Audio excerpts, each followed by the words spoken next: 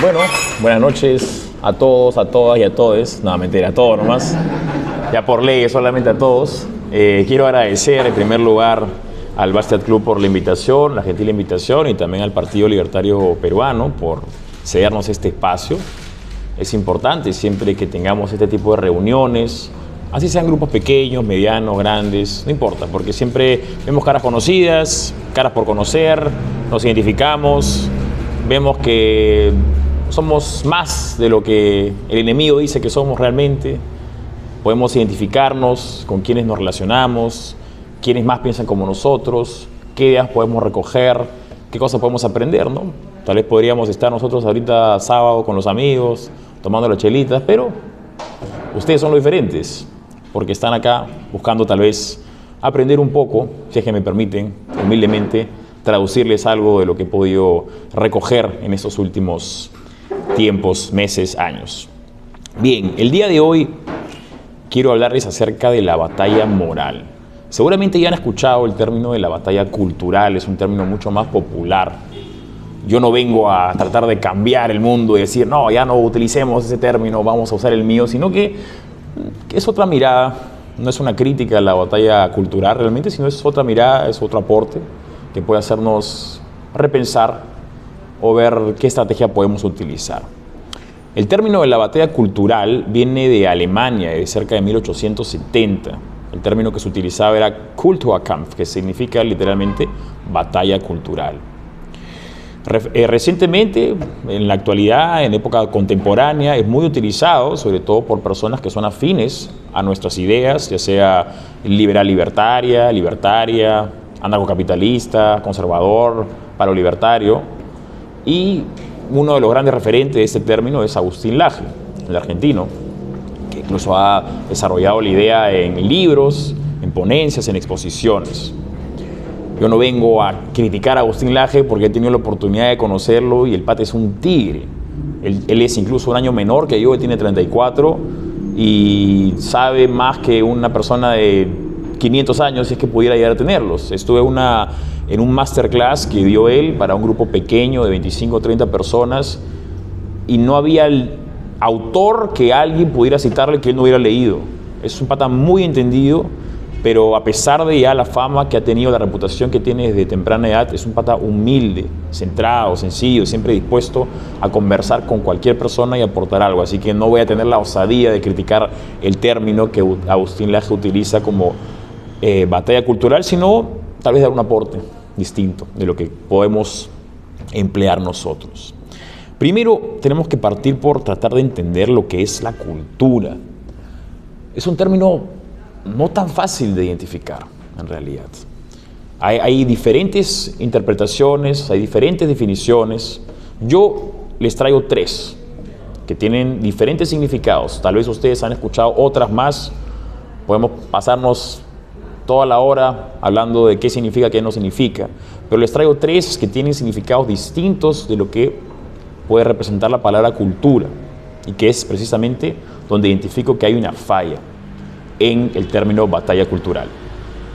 La cultura es ese conjunto de prácticas, creencias, valores y símbolos que definen quiénes somos, cómo actuamos y cómo entendemos el mundo. Es una definición que, voy a serles honesto, la encontré en ChatGPT, mi nuevo mejor amigo de inteligencia artificial, que me abastece de información de manera veloz. No estoy seguro quién la profesó en alguna oportunidad, pero creo que resume bastante lo que podríamos interpretar como cultura el día de hoy. Lo menciono nuevamente. Es el conjunto de prácticas, creencias, valores y símbolos que definen quiénes somos, cómo actuamos y cómo entendemos el mundo. Como decía, esta es una definición actual, pero esto puede definir a cualquier persona. Cualquier persona puede ser parte de una cultura. Los que estamos presentes, tal vez, podríamos ser parte de la cultura libertaria, si es que existe, de la cultura liberal-libertaria, o de la cultura peruana, tal vez, aunque la cultura peruana de por sí engloba muchas otras subculturas. Tal vez uno puede identificarse con algún género musical. No sé si han visto esos que son fans del K-pop, el pop coreano, que incluso se visten de una manera, se identifican de esa manera, O las personas que son fans del rock, lo mismo, ¿no? Históricamente, el pelo largo, el cabello largo, la ropa así un poco desaliñada, son características que definen a estas culturas. Pero si les digo que una persona es culta o que tiene cultura, ¿es lo mismo que lo anterior? No es lo mismo, ¿no? Lo entendemos de una manera distinta. Todos pueden ser parte de una cultura, pero no todos necesariamente son cultos, a pesar de que la palabra presuntamente significa lo mismo. Tenemos ahí un pequeño problema, una bifurcación en el significado de la palabra cultura. Porque etimológicamente la palabra cultura viene del latín, que significa colere. Colere significa en latín cultivar, porque la cultura originalmente tenía un significado, que venía también con una responsabilidad. El significado de cultura era cultivar el alma. El alma no se cultiva escuchando Bad Bunny, ¿no? Se cultiva, digamos, con lo que en el pasado se consideraba correcto, la intelectualidad, el estudio de la belleza de las artes, la ética. Eso era la cultura, demandaba un esfuerzo. Por consiguiente, todos podemos ser parte de una cultura, pero no todos son cultos. Ahí ya tenemos dos significados de cultura que significan cosas distintas, valga la redundancia, pero es la misma palabra. Y luego hay un tercer significado de la palabra cultura, que es lo cultural, por decirlo de alguna manera, asociado a instituciones o a personas que producen cultura. La mayoría de veces hoy asociado a las artes o a la academia. Estamos hablando de facultades de letras, facultades de artes, institutos, el lugar de la memoria, ¿no? Esas instituciones que asociamos nosotros o que se presume que son creadores de cultura. Pero nuevamente tenemos ahí tres distintas acepciones para la definición de cultura. Primero era tal vez un significado, un sinónimo de civilización o de grupo. Luego tenemos un sinónimo de intelecto y luego tenemos estas máquinas productoras. Y aquí vemos un problema también, porque cuando las últimas dos se confunden, tenemos un gran problema. Ya había mencionado la música del gran intelectual Bad Bunny, que lamentablemente es un productor de música, él crea música y por consiguiente en esta época automáticamente se le considera a él como un artista. Y si es un artista, él es un culturador, un creador de cultura, pero eso verdaderamente no lo hace culto. Sin embargo, para las personas, la percepción de las personas lo ven a él como un culturador, por consiguiente un culto. Y es por eso que su palabra puede tener más peso que la de, vamos a llamar, un intelectual conocido, Mario Vargas Llosa incluso, ¿no? Posiblemente, si yo les digo, si uno va a la calle y le dice, dime 3 canciones de Bad Bunny, te las van a decir. Si dices, dime 3 libros de Mario Vargas Llosa, no van a saber decírtelas. Eso es lamentable. Tenemos entonces 3 definiciones que les he brindado para cultura, de muchas otras que hay. Hay otras personas que tienen otras acepciones para ese término. Y es la misma palabra. Entonces, podemos, habiendo utilizado el método empírico, el método científico, decir que la cultura es un término complejo. Y si es un término complejo, ¿cómo podemos esperar que la batalla cultural, como nombre, como propósito, llegue a más personas? Si cuando uno le pregunta a alguien qué es cultura, no hablo de ustedes, intelectuales, nobles, personas que están acompañadas con nosotros acá, sino me refiero al ciudadano a pie, que al fin y al cabo también es un partícipe de la batalla cultural, quiera o no, porque estamos acá todos.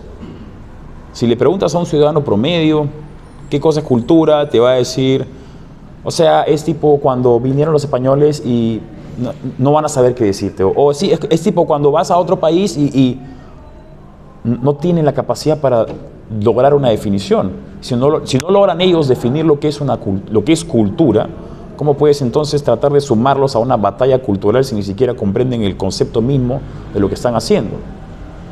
Además de eso le sumamos que estamos en una época de involución conceptual. no solamente con la palabra cultura, sino que digo involución porque si ustedes ven, por ejemplo, a unos primates tratar de comunicarse, si yo quiero que tú me pases esta botella, yo no te puedo decir pásame esta botella, un primate, sino que te la señalo. Voy a la señalización porque no domino el concepto de botella, no domino las palabras suficientes, la elocuencia, para que tú me entiendas. Entonces tengo que señalar. El día de hoy vemos lo mismo. Por la carencia del dominio de los conceptos, vamos a la señalización. Vamos al ejemplo. ¿Qué es cultura? Es cuando viene... No, eso no es un qué. Eso es un cuándo, eso es un cómo, eso es un ejemplo. ¿Qué es democracia? Es tipo como cuando vas a votar. No, eso no es democracia. Ese es un ejemplo de un aspecto de la democracia. Porque las personas no se dan el tiempo de pensar estos términos complejos. Democracia, república, terrorismo, fujimorismo, libertarismo, progresismo, comunismo, socialismo. Simplemente se perciben de una manera que causa esa emoción y ya tú decides si eso te causa aversión o te causa afiliación. Pero no hay el trabajo verdadero para considerar, ok, ¿qué significa esta palabrita? Para saber cómo entenderla. Entonces, si estamos en una época de involución conceptual y tenemos una palabra tan compleja como cultura, que ya les di 3 significados de mucho más que hay, nuevamente, la tenemos ya difícil desde el comienzo, porque tenemos que convencer a esas personas que no saben qué cosa es cultura, que no saben qué cosa es democracia, república y las palabras que les acabo de mencionar. Entonces, ¿cómo podemos sumarlos a nuestro equipo, sumarlos a nuestro lado, a nuestra causa, si la palabra misma, el significado, es difícil de interiorizar? En la Edad Media, por ejemplo, la educación era exclusiva de un porcentaje muy pequeño de la población, pero todo aquel que tenía acceso a la educación no perdía la oportunidad, no la desprestigiaba, no perdía la oportunidad. Si tenía un libro, lo leía. El día de hoy, efectivamente, la población de personas letradas o de personas que pueden leer es mucho mayor, pero ¿en qué pierde el tiempo o en qué uso le da a las personas a la habilidad de la lectura, a la habilidad de adquirir conocimiento? La mayoría de gente no es al intelecto o a la búsqueda del cultivo del alma, sino es a la pérdida de tiempo. Y al fin y al cabo somos libres, ¿no? Tampoco nos vamos a imponer que las personas sigan lo que nosotros consideramos correcto, o que lean algunos libros y otros no. Si estamos en este recinto del Partido Libertario, tenemos que permitir que la gente incluso se entorpezca si es que consideran que eso es su prerrogativa. Bien. Y luego también, volviendo al significado de cultura, el inicial que les mencioné, el de la cultura como conjunto de ideas o prácticas o ritos o tradiciones o de valores. En un mundo globalizado podemos hablar realmente de diferentes culturas. Definitivamente tenemos diferentes ritos, ¿no? Diferentes prácticas, pero la vida probablemente de un joven de 20 años en cualquier urbe, en cualquier espacio urbano, es muy parecida, porque la moda es internacional, los íconos son internacionales.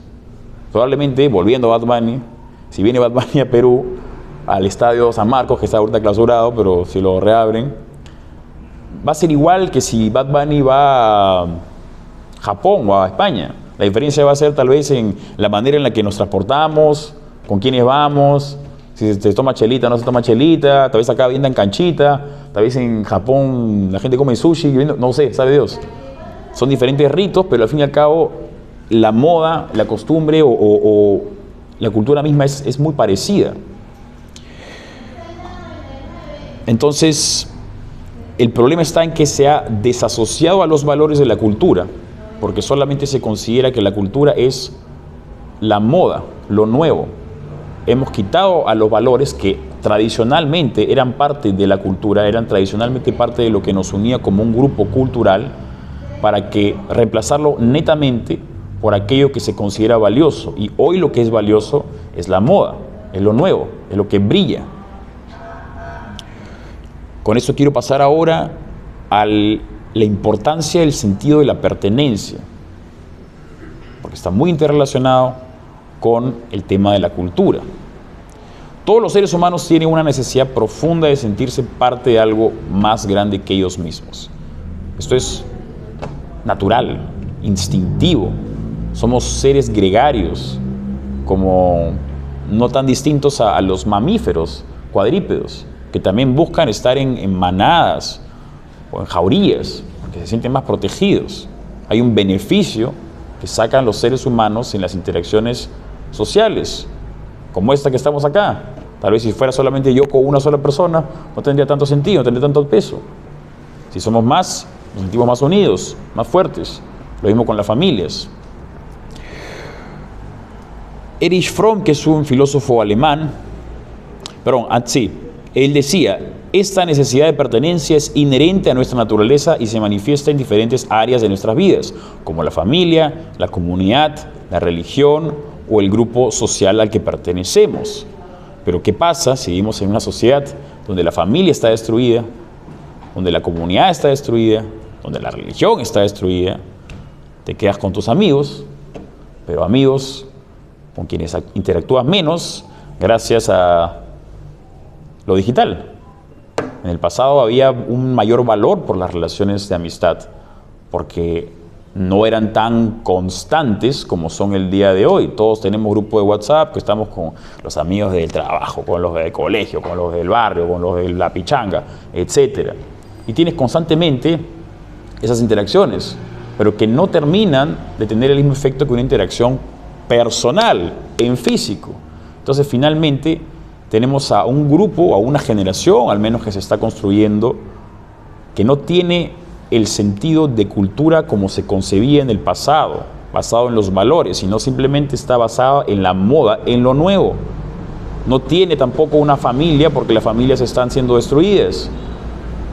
La familia ahora tradicional está vista como un rezago del cis patriarcado opresor capitalista, ¿no? La familia moderna y progresista es madre y gato. Esa es una familia ahora, ¿no?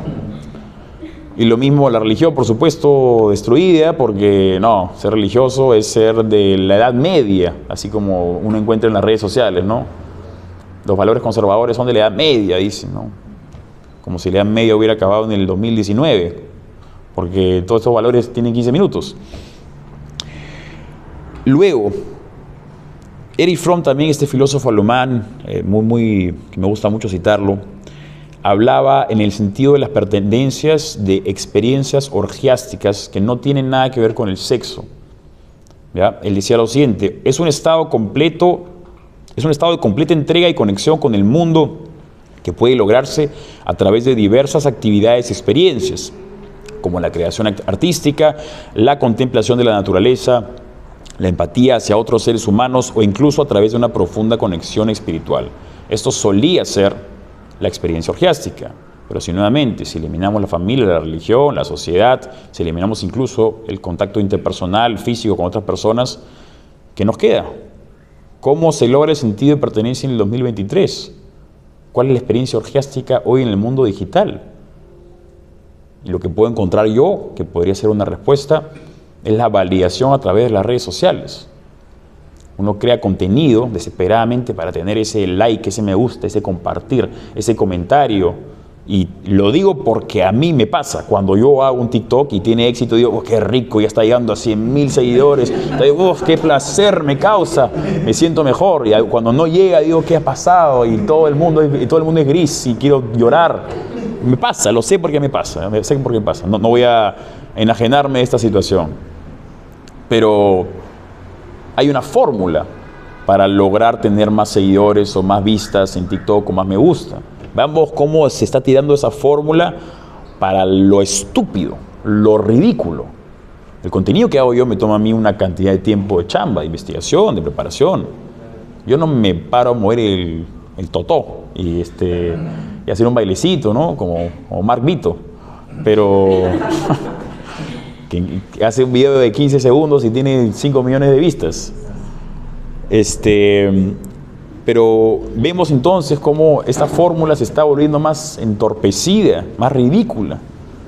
Y eso es lamentable, porque hay un menor esfuerzo, un menor pudor, una menor vergüenza con la necesidad y la búsqueda de esta pertenencia en una sociedad digital globalizada, o de buscar esta experiencia orgiástica que puede traducirse en tener 1 millón de seguidores en redes sociales y que te validen personas que no conoces y que no te importan realmente más que su número, ese algoritmo, esa manito. Tú quieres su manito nomás, no te interesa quién está detrás. Eso es terrible. Personas desesperadas por la validación de gente que no le interesa, ¿no? Y luego tenemos también la corrección política, porque todas estas tendencias o todo lo que se permite ser aceptado está cada vez tirando más para un lado. Lo políticamente correcto no es libre, es imperativo. Hay una obligación para seguirnos a esta corrección política. Una corrección política que nuevamente es la fórmula para este éxito digital: hacer cosas políticamente correctas. Y si osas hacer algo políticamente incorrecto, te censuran, te cortan. Por ponerles un ejemplo que me pasó a mí. En TikTok encontré un video donde salía un señor de 35 a 40 años, tenía el cabello largo, recogido, pintado de rosado. Hace 10 años habríamos dicho: este pato es un payaso o es un enfermo mental. Hoy día no, por favor. Ese señor decía que él no era un señor de 38 años, sino él era una niña de 8 años. Eso lo decía y no pasaba nada. Estaba en las redes sociales. Eso es políticamente correcto. Yo hice un video donde simplemente preguntaba: ¿es este señor verdaderamente una niña de 38 años? ¡Boom! Chao mi cuenta. Tuve que apelar a una especie de tribunal constitucional digital. Una semana después, después de presentar mi caso, un poco más y contrato a un abogado, ¿no? Ernesto Blume, para que me ayude con el tema digital. Pero eso sucede simplemente por cuestionar si realmente este señor de 35 años era una niña de 8 años. No se puede hacer eso. Porque esta corrección política está tan sesgada que no permite ni siquiera la pregunta, no permite que se le cuestione.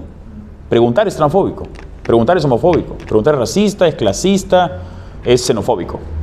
Si yo pregunto, lo que pasó, el ejemplo perfecto, pregunté solamente: ¿es verdaderamente una niña de 9 años? No se puede hacer esas preguntas en el 2023, es ofensivo hacer una pregunta en el 2023, no se puede. Por eso entonces mi propuesta, no mi propuesta, sino este pensamiento que tengo, a veces manejo en moto en Lima, como no tengo radio, tengo que entretenerme con mis pensamientos.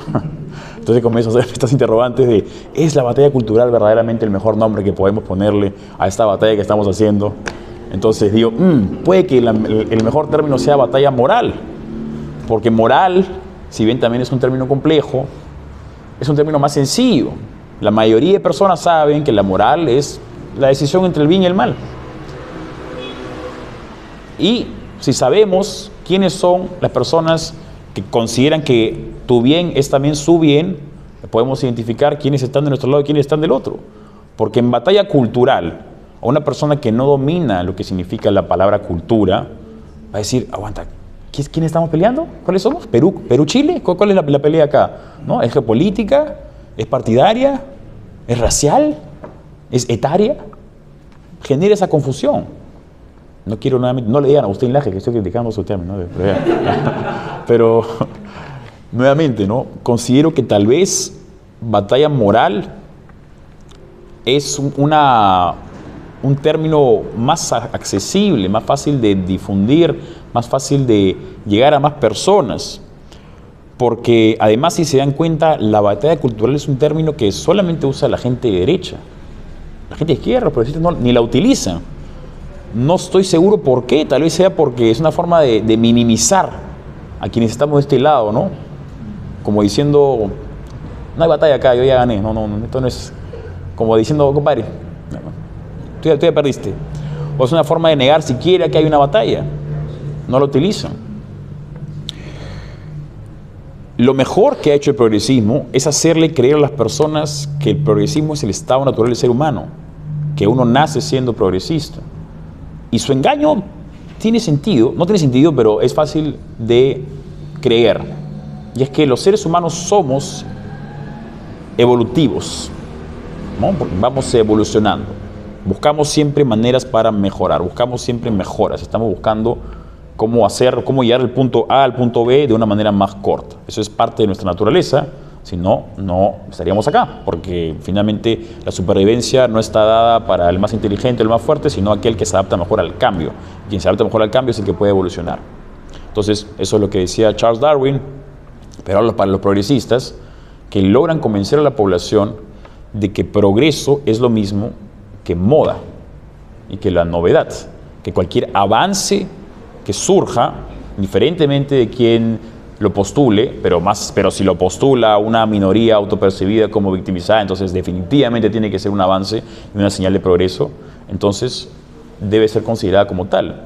Entonces, si somos seres que buscamos siempre evolucionar, buscamos siempre mejoras, y el progresismo se vende como una corriente que valora los avances y que valora el progreso, entonces es fácil pensar que el progresismo es el estado natural del ser humano, pero definitivamente no lo es. El ser humano,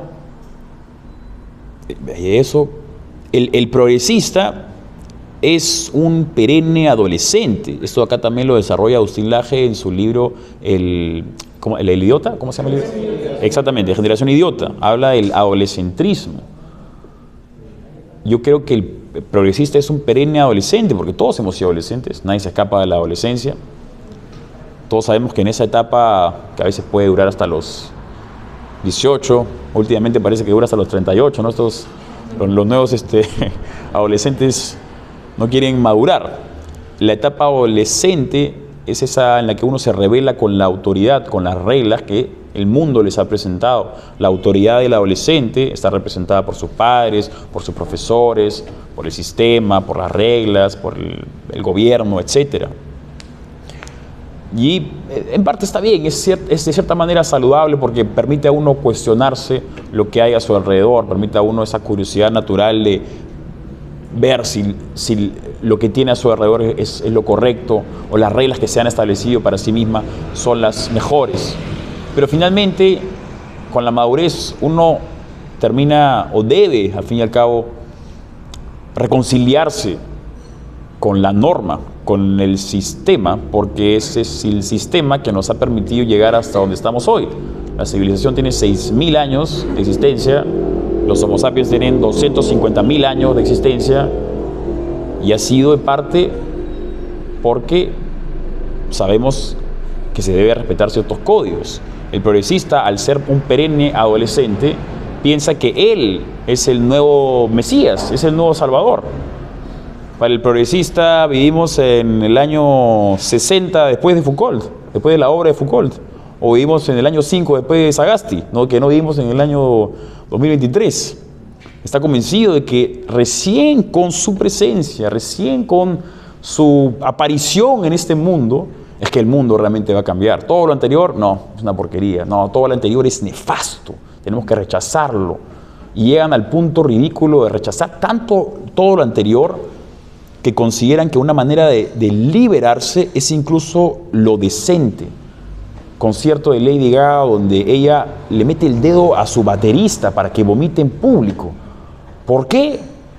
No sé, pero la explicación que le doy es que como el decoro es parte de un código que viene del pasado, la manera para rebelarse ante el pasado es rechazarlo todo, incluso el pudor, incluso la lógica, ¿no? Por eso vemos cómo es que estas composiciones familiares nuevas, diversas, extrañas, vemos cómo la familia tradicional, hombre, mujer, hijos, se está incluso, no censurando, pero está siendo vista como una forma de discriminación indirecta. Lo más moderno, lo más inclusivo es hacer todo lo opuesto, todo lo inverso, porque lo pasado tiene necesariamente que ser equivocado, porque el progresismo promete que la vida recién existe desde la existencia de uno. Eso ahí es el comportamiento de un niño, no es el comportamiento de un adulto. Vivimos entonces en un mundo adolescentrista, como decía Agustín Laje. El progresista es además un hedonista que necesita satisfacer sus necesidades de placer hoy, en el presente. No valora el pasado, no tiene respeto por el pasado y tampoco tiene respeto por el futuro, no tiene preocupación por el futuro por más que tenga sus banderitas de ecologistas. Eso le satisface la necesidad hoy para esa experiencia orgiástica, esa experiencia de pertenencia, esa validación de su subcultura, de que le den su like, su millón de likes. Para eso lo hace. No está pensando en lo que puede pasar con lo que viene después. No está pensando con nuestros hijos, porque ellos no tienen hijos, porque se casan con un gato, son un perro, sabe Dios, ya ni siquiera ya no hay reglas. Entonces, finalmente, para aquellos que estamos de este lado, que sí tenemos un concepto de familia, un concepto mayor o menormente conservador, donde sí valoramos lo pasado y queremos proteger lo que sigue. Por eso es la familia tan importante como eje de la sociedad. Recuerdo cuando estaba en la universidad, hace 15 años más o menos, veíamos un caso de estudio de Arellano, donde decía que el sueño más común del peruano, esto era hace 15 años, no hablo de hace 100 años, el sueño más común del peruano era emprender un negocio para darle a su familia un mejor futuro. No era, quiero vivir una sociedad más equitativa, más igualitaria, no era, quiero que estemos todos abrazados de la mano con un arco iris. No, ese no era el sueño del peruano. El sueño del peruano hace 15 años, estoy convencido que sigue siendo el sueño del peruano más popular el día de hoy. Es lo mismo, es emprender un negocio para darle a su familia un mejor futuro. ¿Qué te dice eso? El peruano es libertario, conservador y capitalista. Familia como eje. Quiere menos Estado para que no le dificulten su empresa. Libertario. Y está pensando en un futuro. Entonces, nuevamente, no tiene esa visión de conservador, de valorar lo pasado y valorar lo futuro, con la familia como eje de la sociedad. Como decía, el progresista es un hedonista que necesita satisfacer su necesidad de pertenencia a este gigantesco grupo globalizado, ya aprobado, oleado y sacramentado como políticamente correcto. Nuevamente, esa corrección política, que es enemiga de la libertad, solamente que se disfraza de tolerancia, inclusión, igualdad. La batalla moral además tiene dos planos, es el interno y tiene el externo. La batalla interna es el conflicto, casi digo conflicto armado interno. La batalla interna es el conflicto que tiene uno mismo para tomar las decisiones correctas, ¿no? Para saber, ¿es esto lo que debo hacer o por acá? ¿Me voy por la izquierda o por la derecha?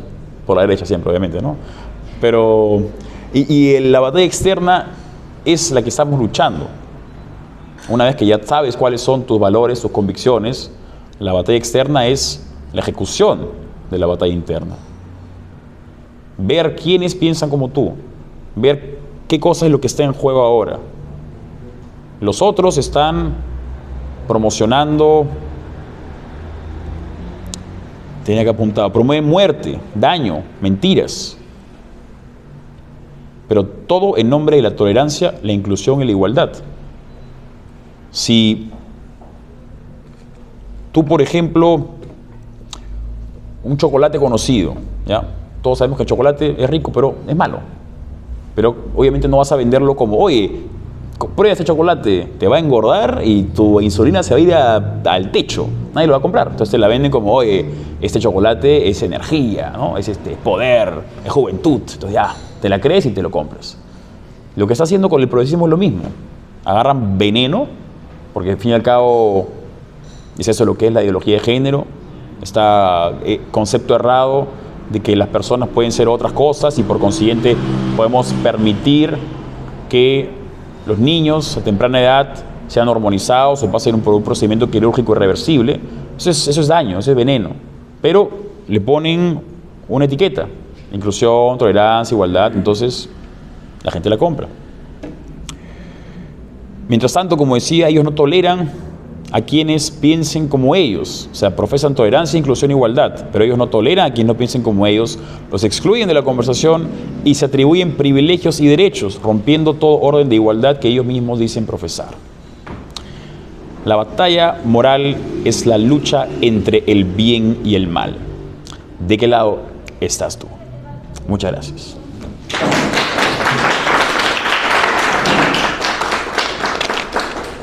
¿Alguno tiene alguna pregunta específica?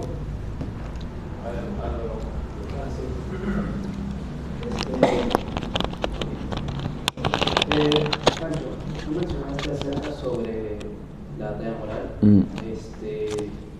Hablaste sobre lo que es la idea del progresismo que ven de estas ideas de modernidad, de lo que supuestamente es malo, que se ve como bueno. Incluso la idea de la Agenda 2030, Sí. no tendrás nada, pero serás feliz. Creo que eso es algo que también lo estás haciendo vender, o lo vas a pasar por agua tibia, o lo vas a llevar a la cara. Yo lo que quería preguntarte es cómo es que se desmonta esta idea de que lo que realmente es malo, lo que realmente es bueno, en realidad es malo, y lo que realmente parece malo, en realidad es bueno. Parece como que se invirtiera todo y estuviera todo de cabeza. Sí. Bueno, gracias por la pregunta. Creo que, en primer lugar, lo que se puede hacer es con reuniones como estas, donde podamos identificar que no estamos solos y que hay más personas que piensan como nosotros, compartiendo nuestro contenido en redes sociales, buscando alianzas con otras personas, porque lo que nos hace pensar ellos es que nosotros somos unos locos, que somos tres gatos, cuando yo estoy convencido de que la mayoría de los peruanos y del mundo piensa como nosotros, solamente que como la corrección política es tan fuerte y la censura es tan fuerte, la gente tiene miedo a perder su trabajo, a perder a sus amigos, a perder lo que sea, a ser retirado de tu grupo social, que como habíamos dicho es importante para el ser humano porque necesitamos el sentido de pertenencia. Entonces, en primer lugar, es esto, asistir a eventos, organizar eventos, felicitaciones por hacer esto acá, y luego es tratar de desmenuzar la teoría de los otros. Porque, ¿por qué crees que no quieren que hagas preguntas? Porque no tiene sentido lo que dicen. ¿Cómo es posible que la teoría de género sea ahora enseñada a todos los funcionarios públicos como mandato? Pero si tú le preguntas a un profesor de género, ¿qué es una mujer? Te va a decir, una mujer es una persona que se identifica como mujer, que es una definición infantil. Porque un niño te puede decir, una silla es un objeto que parece una silla, y se lo permite hasta los 4 años, pero a los 5 ya le dice, compadre, no, di una definición mejor. Sin embargo, estas personas no tienen la capacidad de presentar una definición para las respuestas a las preguntas que uno quiere hacer. Entonces, una manera de hacerlo es desmenuzando lo ridícula que es su ideología. Claro.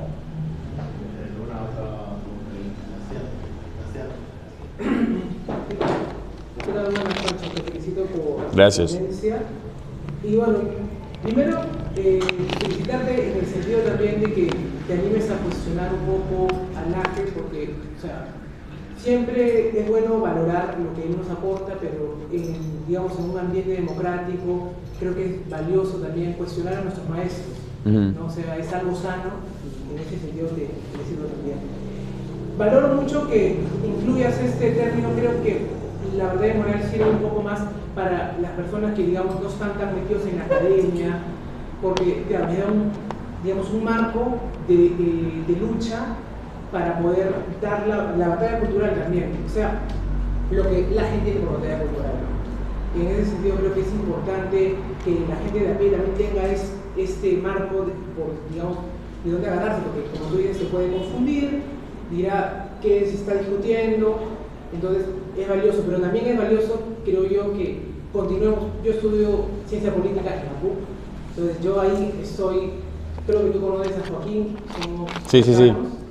y nosotros tenemos la idea de, desde la academia, entrar a lo, como hizo Laje, porque Laje se ha metido a lo filosófico. Claro. O sea, porque esta idea, este progresismo tiene sus marcos filosóficos también. Entonces, desde ahí, nosotros estamos dando la batalla ahí, en la academia. Pero mi pregunta va en este sentido.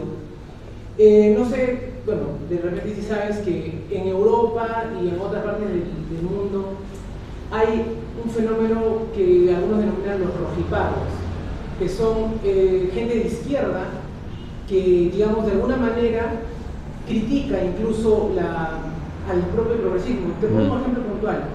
No sé si conocen a las denominadas feministas TERF.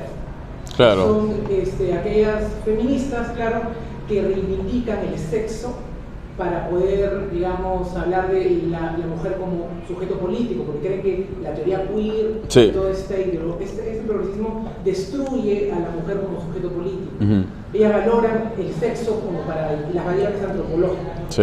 Entonces, he visto coincidencias en ese sentido del lado, digamos, de los valores y de las categorías que valoramos los conservadores.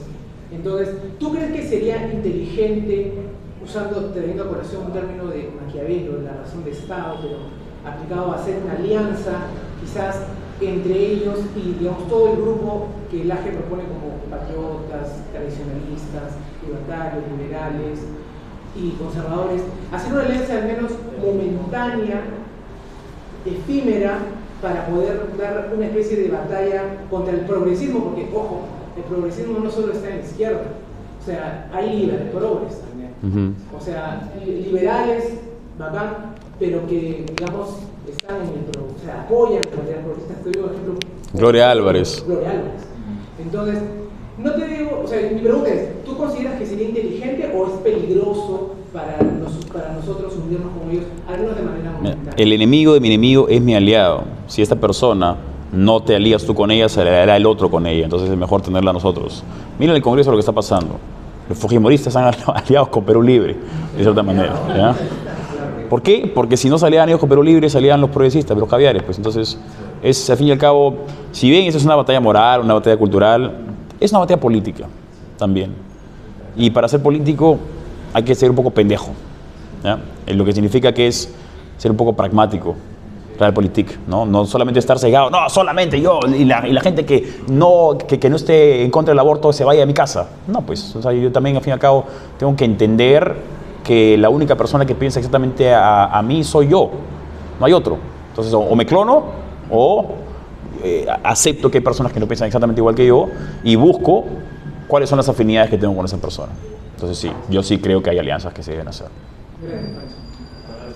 Se identifica al progresismo como ese enemigo común de los libertarios, los conservadores y los liberales. En esta batalla moral, entonces, ¿hasta qué punto, dejando de lado la izquierda progresista, el centro o la derecha progresista serían aliados, enemigos, o también serían los que están mal en la historia o los que están bien? ¿Quiénes, perdón, cuáles son los grupos? La derecha progresista o el centro progresista. Ya. ¿Serían vistos con igual hostilidad que la izquierda progresista, como aliados o como...? Mira, yo honestamente no veo mucha diferencia entre la derecha progresista y la izquierda progresista. La verdad, la veo mucho más unida. A esa derecha progresista también no hay que pecar en el progresisteo, así como se dice el terruqueo. Tampoco no hay que tirar a progres como progres a todo el mundo, ¿ya? Porque hay personas que la llaman progres cuando en realidad no son progres, simplemente son más liberales, al sentido gringo, ¿no? Al sentido estadounidense, no tan progresista. Hay un congresista que tiene esas características tal vez, ¿ya? Entonces hay esta derecha progresista que podría ser interpretada por algunos periodistas conocidos en YouTube, algún muchacho sin fuentes y alguna señora robusta.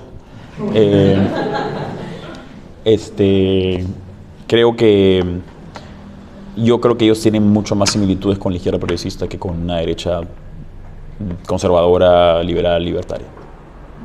¿Serían vistos como eventuales enemigos o solo adversarios? Sí, a ver, el término enemigo es fuerte y ya de por sí genera un escenario bélico. Si estamos en una batalla cultural, sí, pues son nuestros enemigos. Sí, gracias Pancho por tomarte el tiempo de venir acá a la casa del PLP y gracias por tu labor, ¿no?, de difusión, que vengo también de TikTok más, ¿no? Te quería preguntar más en el lado personal, ¿cómo ha sido tu experiencia en el canal N, ¿no?, al que ha llegado, y si tú has sentido de repente una presión para encasillar tu discurso liberal, libertario a una de repente pauta, o de repente ves que hay una apertura, puede haber una apertura ahí para de repente hacer un trabajo más adelante, no solo en el canal N, sino en otros medios, para llevar el mensaje liberal libertario. Gracias por la pregunta. Bueno, en mis redes sociales, antes de ser parte de Canal N, yo tenía más libertad, por supuesto, porque yo era responsable de todo lo que yo decía. Pero cuando uno pertenece a una empresa, indiferentemente si es un sector periodístico, agroindustrial, agroespacial, lo que sea, ya no es que tus libertades se reducen, pero tienes que ceñirte a los códigos de la empresa que te contrató. Se hace un contrato legal y también un contrato moral, un contrato social entre la persona que te contrata y tú, para que te amoles o no amoles, sino para que te adecues a aquellos lineamientos que ellos tienen. A mí no me dicen qué decir o qué no decir, saben que yo tengo ciertas libertades, pero yo también sé qué cosas no puedo decir, porque obviamente en televisión se puede decir unas cosas y en el celular se pueden decir otras. Acá no puede decir lo que le da la gana y no pasa nada. Entonces en televisión no es que me han amordazado, sino me han dado ciertas libertades con responsabilidad.